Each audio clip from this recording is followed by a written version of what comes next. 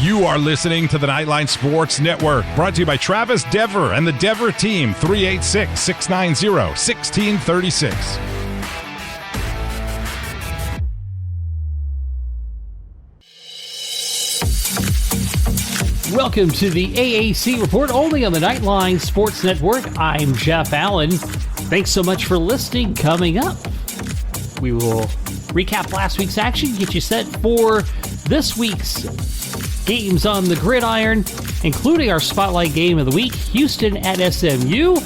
Our friends from the Scott Holman Pawdcast will join us. Sometimes it's Dustin, sometimes it's Sam, sometimes it's both. We just never know. So we'll leave it a mystery until one or both of them join us in just a few moments. So last weekend, the scoreboard looked like this. East Carolina, a game-winning field goal to beat BYU 27-24 at the gun.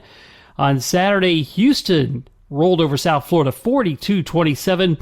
The big matchup between UCF and Cincinnati went the Knights' way 25-21. Navy defeated Temple in overtime 27-20, and SMU with a outscoring duel with Tulsa 45-34.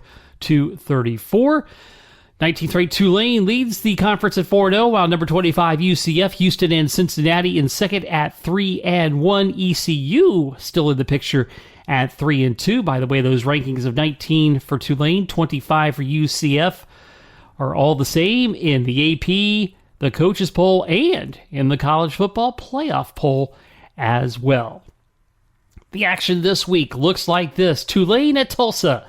It's a noon kick on ESPNU. Tulsa leads the all-time series 13-5, and Tulsa won the last meeting 20-13 in overtime last year. South Florida at Temple, 2 o'clock on ESPN+. Temple leads the all-time series 5-3. South Florida won last year 34-14. UCF at Memphis at the 3:30 kickoff on ESPN2. The Knights lead the all-time series 14-2 and won last year's meeting 24-7. Navy and Cincinnati, 4 o'clock on ESPNU. Navy leads the all-time series 3-2. The Bearcats, though, won last year by a score of 27-20. And coming up next, we will check in on our spotlight game of the week, Houston and SMU, with our friends from the Scott Holman Pawdcast. Next, when the AAC Report continues.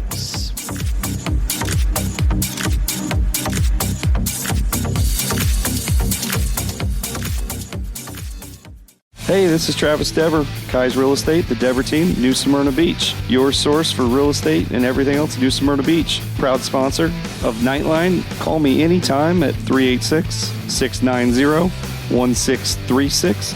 That's 386-690-1636. Let me show you my hometown, New Smyrna Beach, UCF's favorite beach. Go Knights and charge on. An auto accident can change your life forever. At Chad Barr Law, we are raising the bar on what to expect from your personal injury attorney. Hi, I'm Chad Barr, and I want you to know that our entire team is dedicated to providing you with the representation you deserve in your greatest time of need. If you or a loved one have been injured in an auto accident, call 407-599-9036 for a free consultation or visit chadbarlaw.com. At Chad Barr Law, our clients come to us in need and leave as family. Offices, Altamont Springs. Looking for more out of your Porsche? Look no further than Flat6Motorsports.com. They have the widest selection of aftermarket Porsche parts anywhere in the world. With over 85 product lines and in-depth expertise, Flat6Motorsports.com is your one-stop shop for any Porsche performance needs. Whether you're shopping for intakes, exhausts, suspension, or tuning, they have you covered. Flat6Motorsports.com is the premier Porsche aftermarket specialist. Check them out at Flat6Motorsports.com. All right, time now to talk about our spotlight game of the week as Houston takes on SMU. And of course, we always call upon our friends from the Scott and Holman Pawdcast, and sometimes we get them both. Sometimes we get Dustin. Sometimes we get Sam. We kind of spin the wheel, and it's Sam joining us this time. How you doing, buddy? Hey, great to join you and talk Cougars as always, Jeff. Yes. Always glad to do it. Yes, and of course, Dustin would be here, but he is stuck in traffic in H-Town, which he is. Which is like 10 times worse than Orlando. If Houston is known for nothing else, I would say it's good food, just crippling, unimaginable traffic. So sadly, Dustin's experiencing the latter rather than the former right now. But yeah, glad to talk to you. I think always good whether it's the one of us or the both of us. Absolutely, for sure. So Cougs on the season, 5-3 overall, 3-1 in conference. So we had that log jam behind undefeated Tulane at 4-0. Cincinnati, UCF, and Houston all 3-1. You guys have played Tulane and came up just short in that game. But your sights are on SMU, who you guys like to call SMU, in your part of the area. So let me get your thoughts on the season so far as you head into this week's game. It's funny. If you'd asked me this question about 3 weeks ago, I probably would have had a different answer. If you'd asked me that same question about a month and a half prior, I probably would have had a different answer then. It's been kind of a mixed bag of the season. I think simply the fact that it took until 2 Saturdays ago for this team to have a game that wasn't decided on basically the final play. That in a nutshell, I think kind of sums up the season. It wasn't all bad to that point. I mean, you can look at every game except for the week 3 loss to Kansas, who just, I think, pretty convincingly took the Cougars apart in that one. And you could make a case like, yeah, U of H could have, one more stop against Tulane, getting Texas Tech off the field on 4th and 20 in the first overtime in Lubbock. That's a 7-1 team right now, but it's not as easy to make the argument. We could also look at the UTSA game, which was a Cougar win that was insanely close. The Rice win, which was a win that really, even for our, I guess, more grounded expectations of this team, we still didn't expect to be as close as it was. So that we're a few plays away from being 7-1.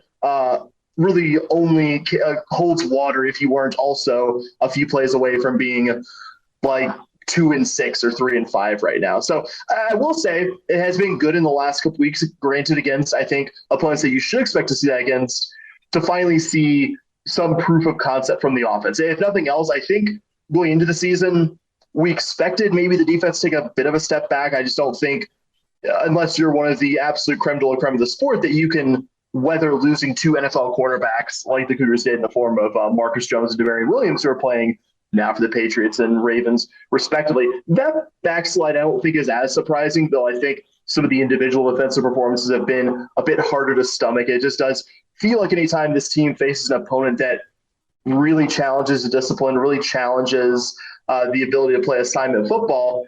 Ironically, I guess Navy being one of the few opponents that didn't really expose the Cougars there, but early on against South Florida this past Saturday, you saw the Cougars look kind of like their bad old selves in the defensive end. But that, I think, is less surprising. It was, I think, a little more difficult to stomach earlier on in the season that an offense that was returning a fifth-year quarterback, that was returning a lot of key guys around said fifth-year quarterback, looked as uneven as it did. And I think the last 2 weeks, I think you started to see maybe what we expect in the preseason, a team that not perfect offensively, but has an ability to get vertical with the ball, has a veteran quarterback. And I think maybe the most encouraging thing, maybe the thing that I think has surprised us most in the past few weeks, a team that's starting to maybe figure out how to protect that fifth-year quarterback. So I think that's what maybe encourages me the most. I'm not ready to fully buy in on this team yet, but I also don't think it's an absolute absurd, I guess, hypothetical that this team could go 4-0 down the stretch. There are no unbeatable opponents in these last 4 games, but if you've watched this team prior, you could also see 2-2 or 3-1 being very realistic outcomes there. Yeah. So, I know it had to be kind of tough on the old ticker, with all those overtime games and close games. Yeah. It's quite a stressful time to watch a game this season. It really was. I think I was trying to think of how many years it would take me to find that many, the number of overtime games as we got in the first few weeks of the season. There were so many. I think the UTSA game was a win, but the UTSA game wouldn't have even gone to overtime in the first place. So the Cougars could have just held a 3-point lead with 20-something seconds left in the game. Ditto for Texas Tech. Not just a lot of overtimes, but a lot of very heartbreaking, very tough on the ticker overtimes in that stretch as well. And of course, you mentioned your fifth-year quarterback, Clayton Tune, Offensive Player of the Week in the American, and you said protection has finally gotten better for him. And of course, we all know if you get what you want in the trenches, good things will follow. Yeah, and I think what's encouraging in the long term too. I mean, this is Clayton Tune's last year of eligibility. He actually only got this year because of the COVID season in 2020, negating a very bad, like legendarily bad decision by the last coach to burn Clayton Tune's red shirt for a bowl game, which Army scored 70 on us. But putting that aside, I think what's really encouraging long term is that none of the 5 regular starters are seniors, and that in the past 3 weeks, I'm not going to overstate what Memphis, Navy, and South Florida are defensively, but Navy and South Florida at least had shown some ability to get to the quarterback. I think last week was a season low for sacks and TFLs by the Bulls. And to have 124 pass attempts, I mentioned this on this week's podcast, we had 124 pass attempts and 1 sack in the last 3 games. I feel like you don't need any context beyond that to say, okay, this is a unit that's at least getting better in the pass blocking portion of the game. I don't know if the run game is as consistent as we'd like, but it's allowed U of H's 2 promising redshirt freshman running backs, Brandon Campbell and Stacey Sneed, to also get some holes and to get some big plays and to let those guys, I think, show what they can do in long term. But you've seen a lot more in the past few weeks than you did at the start of the season. Some of that, I think, is definitely who you're playing specifically, but a lot more times where Clayton Tune has an extended amount of time to look at the field, to find his receivers, or do something I think is a very underrated aspect of his game, and to take off and make some stuff happen with his feet. He's gotten, I would go so far as to say, maybe the cleanest pockets that he's gotten, period, in the last few seasons in these past few weeks games. And I think that's got to be a really encouraging sign if you're a Cougar fan and wants to talk yourself into maybe the team's rough start not being indicative of what they can do down the stretch. I think to me, that's the biggest reason, if you're looking for a reason to buy on this Cougar offense, is that they've gotten the offensive line play that they've gotten. Because if you're not getting that, Clayton Tune's still running for his life. He's not able to get his receivers time to develop and what have you. There's really nothing to fix that. That's a terminal problem, and I don't think it's a terminal problem this team has, which I think is encouraging with the slate you have down the stretch. And of course, 4 games left to play, and the conference is still very much in play. Tulane obviously is having a great season. You have seen that. And then you look at the fact that, Cincinnati isn't what they once were. UCF, they're a little hard to figure out at this stage. We've been, up and down, even though we're 6-2. So it has to be very encouraging, at this point to still know there's something to play for. Yeah, and I think just even if it doesn't work out that let's just say Tulane and UCF hypothetically end up being the 2 teams in the conference championship game. If that happens and you win out against the remainder of the schedule, if you end up being 9-3 and just that Tulane loss gives you a head-to-head that can't get you in the title game, if you're a Cougar fan, I'm not going to say this fan base is going to be jumping for joy. I feel like this fan base still has and I think UCF fans could probably relate to this. So I think, and I'm not just saying this to flatter you, the host. I think UCF fans are a bit better about not immediately jumping ship after the first loss. I love my alma mater. I love this team, but I don't know if I would give the heartiest endorsement to the entirety of Cougar fandom here. But I still think it would be a different kind of feeling if you go 4-0 down the stretch and whenever the math doesn't work out for the conference title or just the head-to-heads.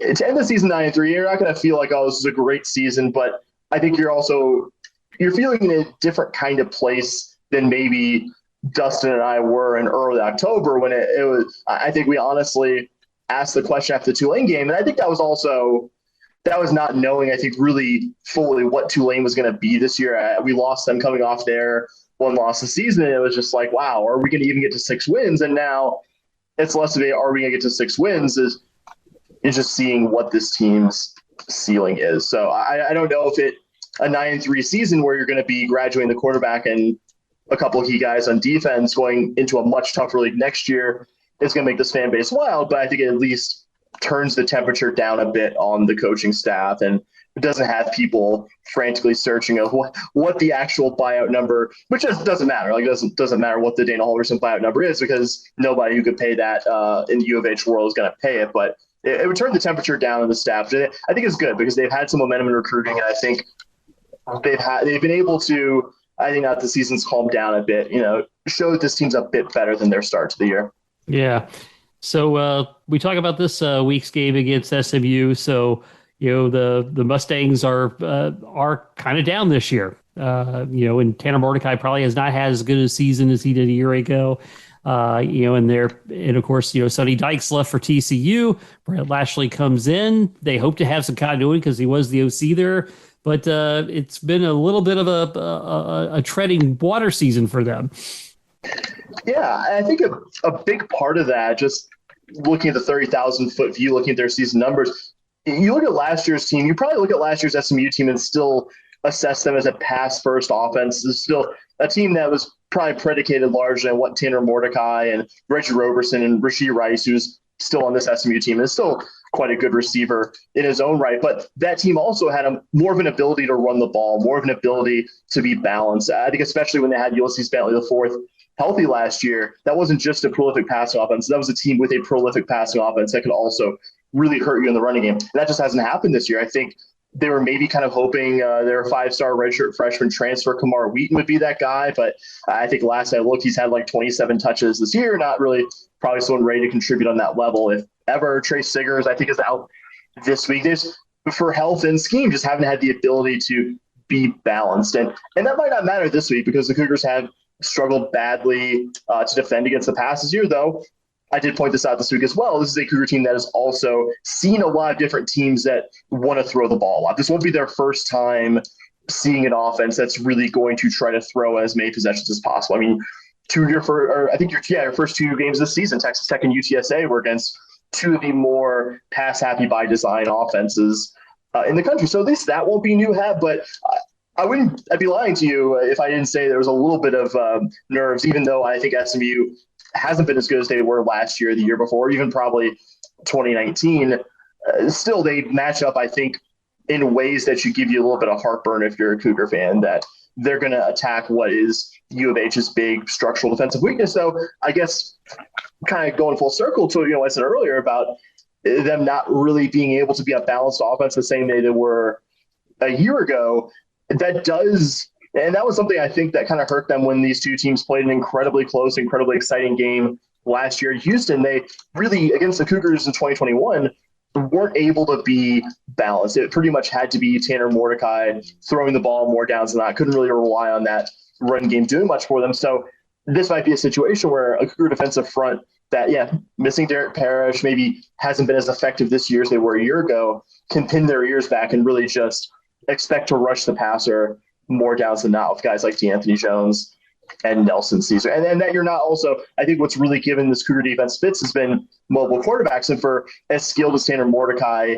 is, I don't think anyone would call him a dual threat. So he's not going to be able to do what Jaden Daniels did when the Cougars saw that team in week 3, what Frank Harris did at times when the Cougars saw UTSA in week 1. So maybe that makes me feel a little bit better as a Cougar fan. And just facing an SMU defense that I don't think is appreciably better than the 3 units that I just mentioned a little bit ago, Memphis, Navy, and USF, who the Cougars, to varying degrees, didn't really struggle to move the ball against. So, I think it's going to be a game where the over is not safe. I haven't checked it in a couple days, but and certainly nothing I say should constitute as anything remotely betting advice wise.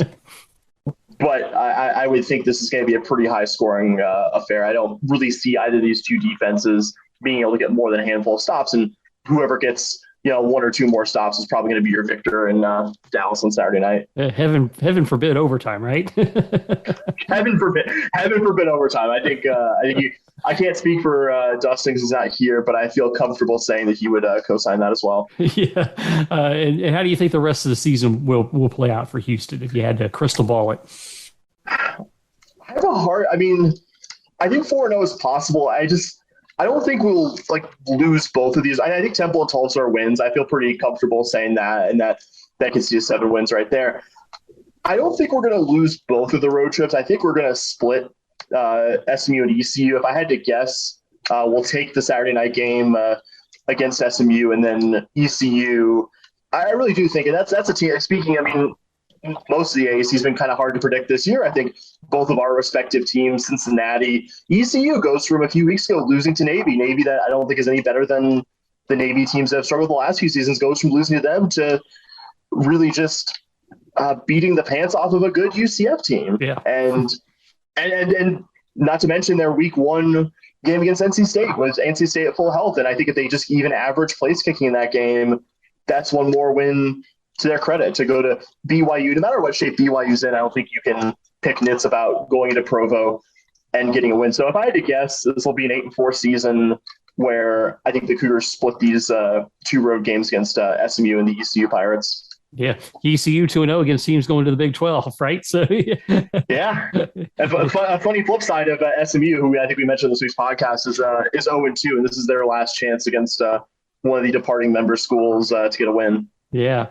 Well, before I let you go, we definitely have to chat a little bit about volleyball because yes. Houston and UCF have tremendous, ridiculously good volleyball teams, and they are ranked 23 and 24 respectively.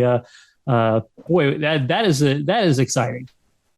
It really is. I've been very excited to see the slow rise of this Cougar volleyball team. The current coach David Herrera was hired before the 2019 season. He immediately got some level of results. And obviously, his first year wasn't what this year is, but it was immediately U of H's best season since joining the American. And that was kind of for us a wake up call. Ooh, this guy knows what he's doing. This guy is going to get more out of this program than the previous few coaches have. And he had a very good track record at Arkansas State.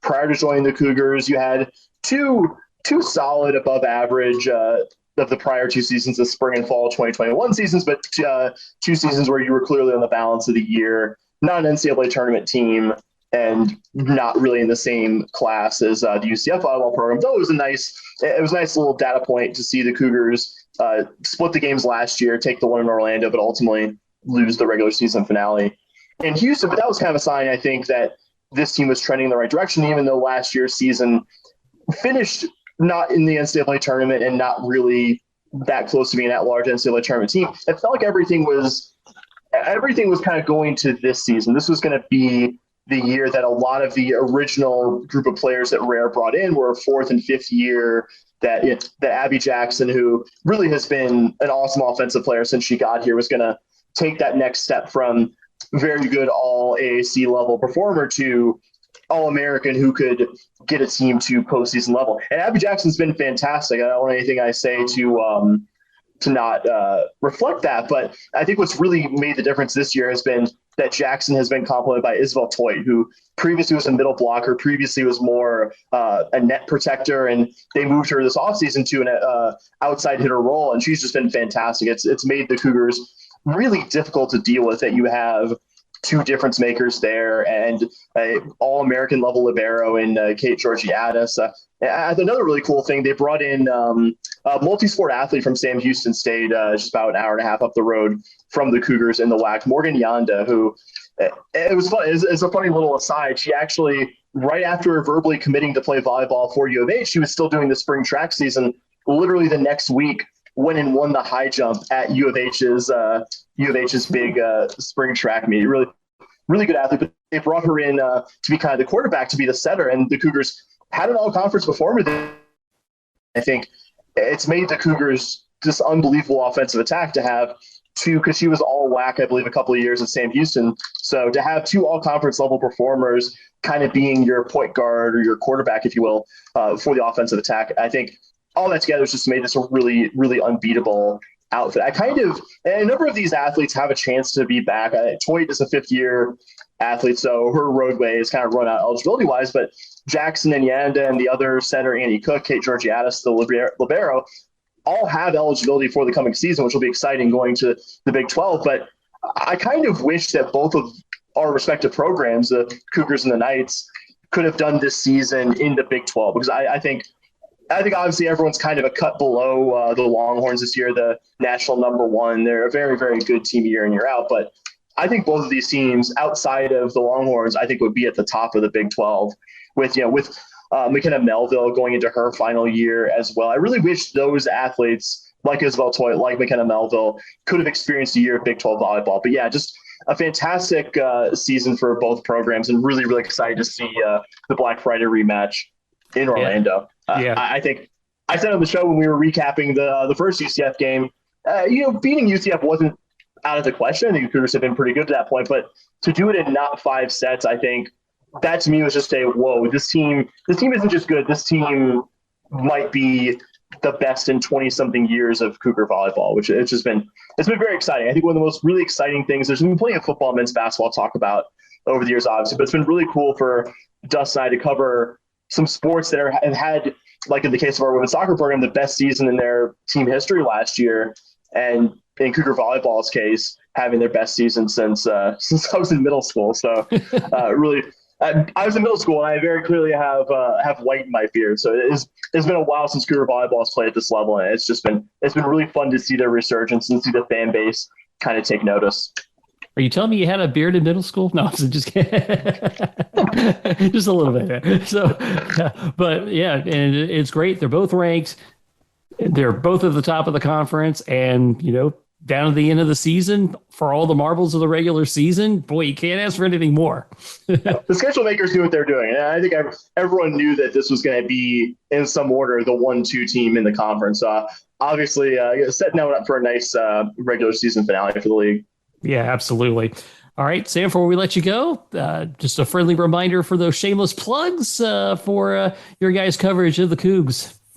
Absolutely. You can find us on all podcast platforms, Stitcher, Apple Podcasts, Spotify, Google, et cetera, et cetera. We are the Scott and Holman Podcast. It's PAWD Cast, our social media platform of choice. It's generally Twitter at SHPAWDcast to keep up with what's going on in the never dull world of Houston Cougar sports. I feel like we do a pretty decent job staying active over this. That's SHPAWDcast on Twitter, the Scott Holman Podcast, wherever you get podcasts. We put out at least one episode a week, usually multiple times a week during the football season, of course, as breaking news merits.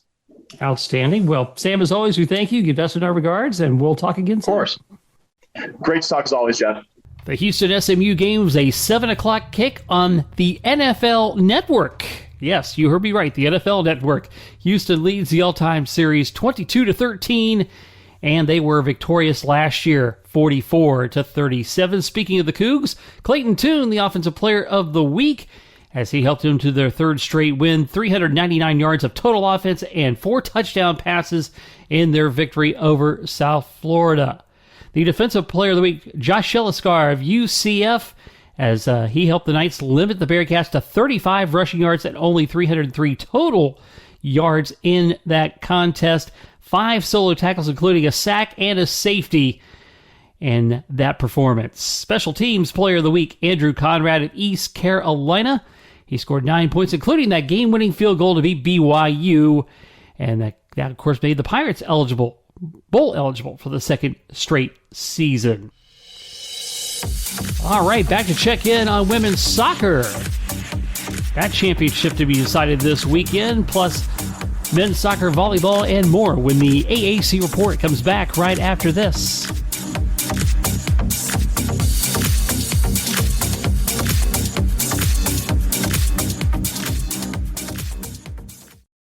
If you haven't figured it out yet, I love Tijuana Flats. I would love them even if they weren't a partner with us on the Nightline Sports Network. They have all kinds of great Tex-Mex food, and it's fresh, by the way. Made to order burritos, tacos, enchiladas, chimichangas, quesadillas, bowls, nachos, and taco salads. And if you haven't tried the queso, you are completely missing out. It is the best queso that I've ever had in my life. Absolutely hands down.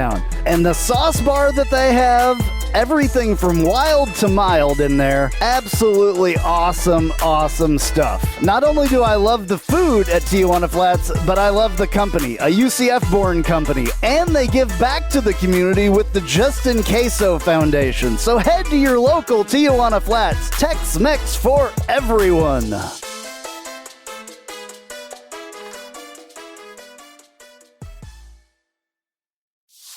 Hey Jeep Wrangler owners, have you ever sat in your office at work and watched the rain just pour into your Jeep because the weatherman said that there was a 0 chance of rain? Or you put your doors back on because there was a 100% chance and then not a drop of rain fell? Well, there's a company out there that can help take the worry away and give you the peace of mind to be without your doors. The company's called Life Without Doors. They make waterproof rain curtains and dash covers for Wranglers. Life Without Doors is there to help make the decision to leave the doors at home an easy one. Find out more at lifewithoutdoors.com.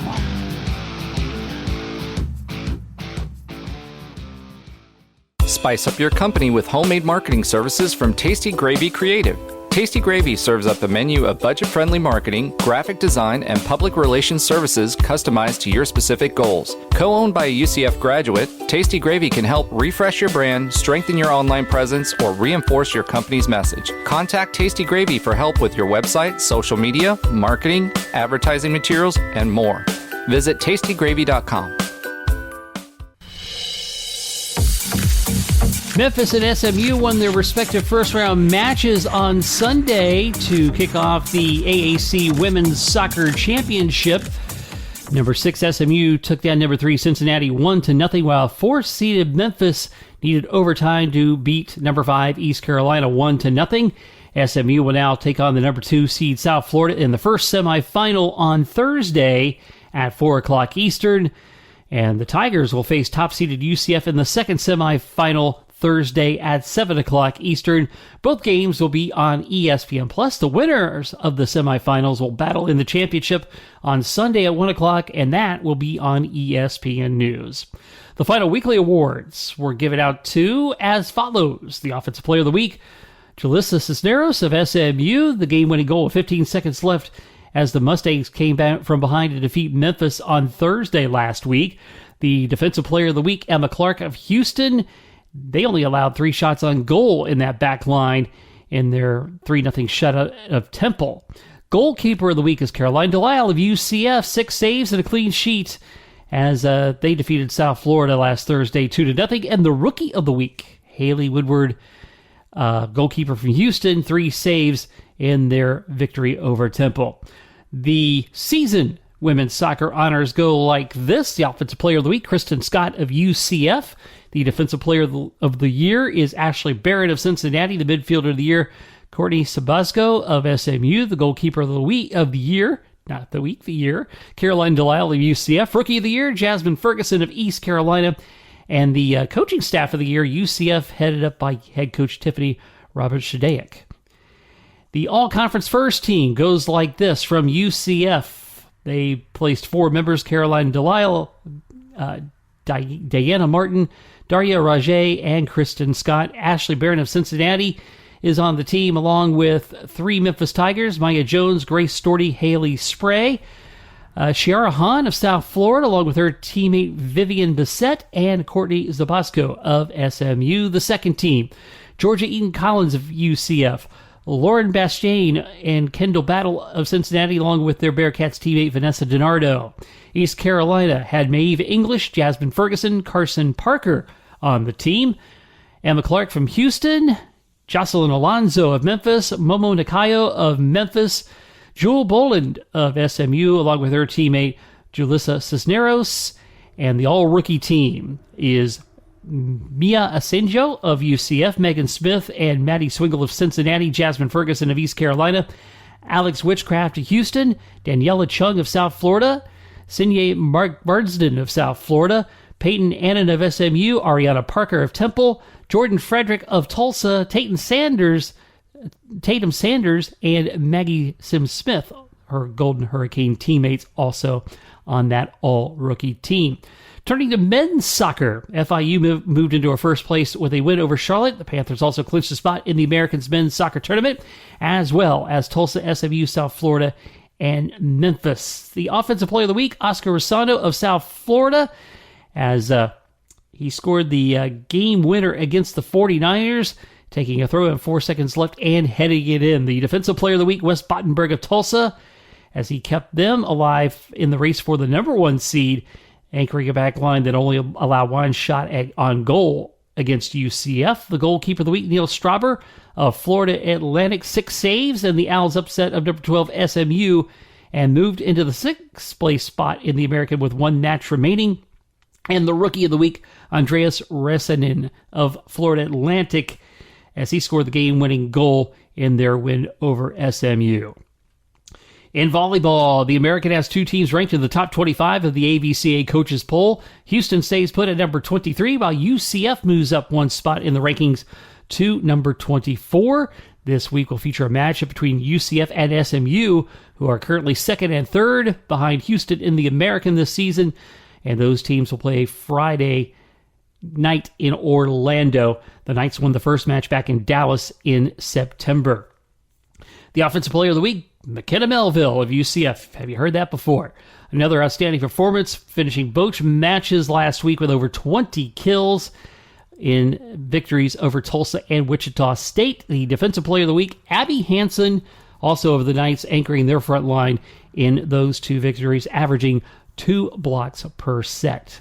In golf, the Men's Golf Player of the Month, Ty Gingrich of Cincinnati. The Women's Golf Player of the Month, they're actually co-players of the month, Moa Sevenskoild of Houston and Carla Burnett of Tulane.